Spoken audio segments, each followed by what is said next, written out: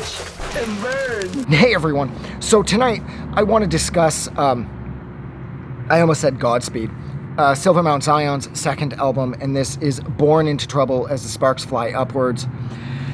This, well wait, I already covered this, well this sort of same idea that I have regarding early Silver Mount Zion sounding a lot like Godspeed. I already discussed this at length in my video for their first one, He Has Left Us Alone, but Shafts of Light Sometimes Grace the Corners of Our Rooms. Now whether or not that's up already, I have no idea at this point because I'm like a year ahead, so I don't know what's where. But yes, this is when a Silver Mount Zion was still firmly rooted in their sort of parent band, Godspeed You Black Emperor. And for anybody that doesn't know, quickly, a Silver Mount Zion is namely Ephraim from Godspeed's side project. Him and I think Sophie from Godspeed are the two long mainstays in a Silver Mount Zion. I think it's those two at least. I know it's Ephraim for sure, and I think it's Sophie. Theory might be there too, actually. Now I'm not 100%. I'm all kind of doubting myself. But this record is amazing. This is like, it's like I said, this is almost like, this was released right around Lift Your Skinny Fists. So I was in love with that record. I was in love with the art from that record, and I was fortunate enough to get into touch with Will Schaff, the artist who did the cover and inlay art for Lift Your Skinny Fists. And then I had just recently, within the past couple of years, discovered a Silver Mount Zion thanks to somebody that was working at the Sam the Record Man at the Oshawa Center. He clued me in to their existence. I had no idea. I just thought Godspeed was alone at this point. I had just been introduced to Godspeed around 1999, 2000, and I think this record came out around 2001, 2002. So I was all like sort of ensconced in Godspeed.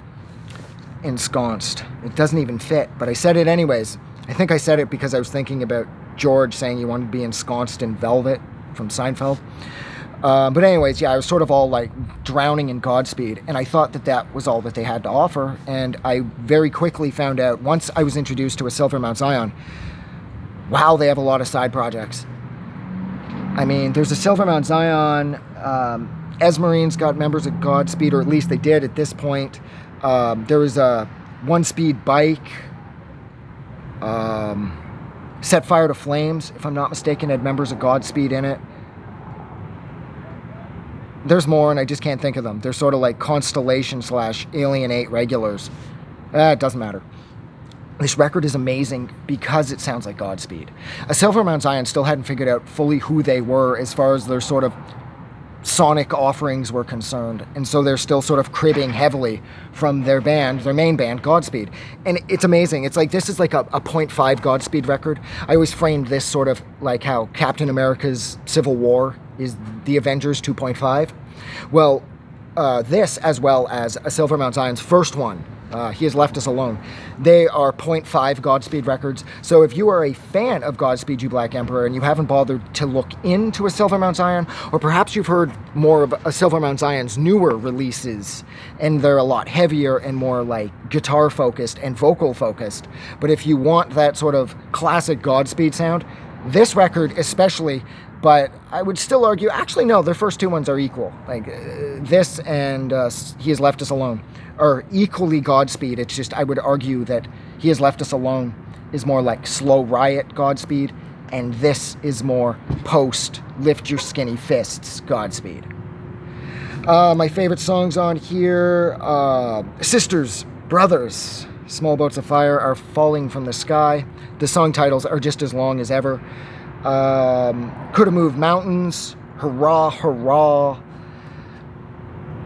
But what I found with this record for the most part is I try not to pull individual tracks off of it. I like to listen to all of Godspeed / Silver Mount Zion stuff sort of on its own, like on its own sort of island of musical isolation, where I put on whatever record it is and I listen to it from start to finish without sort of hacking out any of my favorite parts to put on sort of like a best of collection somewhere.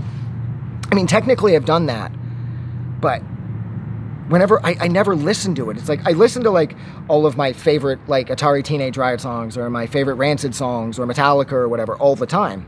But it seems like whenever I split up a Silver Mount Zion / Godspeed stuff to sort of create like a best of playlist, it feels so disjointed and so disconnected, and it's like it loses a lot of its like rhythm, and the musicality sort of vanishes, and it's like I'm just sort of cherry picking, and it just doesn't feel right, because a Silver Mount Zion stuff was designed to be listened to from start to finish, or at least I think a Silver Mount Zion stuff has been designed to be listened to from start to finish. The same with Godspeed stuff. But this record, like I said, it's a blast. The artwork's amazing. Constellation, they're handmade. They're handmade, like, jewel cases. The cardboard, everything that just screams, I love Godspeed You Black Emperor, is on display here. Everything about this record is cool. And I think I'll leave it there. This record's rad. It's cooler than I'll ever be. And you guys are amazing for hanging out with me for almost 6 minutes while I discussed Silver Mount Zion's second album, and that is Born Into Trouble as the Sparks Fly Upwards. Like always, if you like this review, don't forget to do something nice for somebody, but please, most importantly, do not forget that the world is actually a better place because you are in it. Like always, I'm gonna go. Have a good night.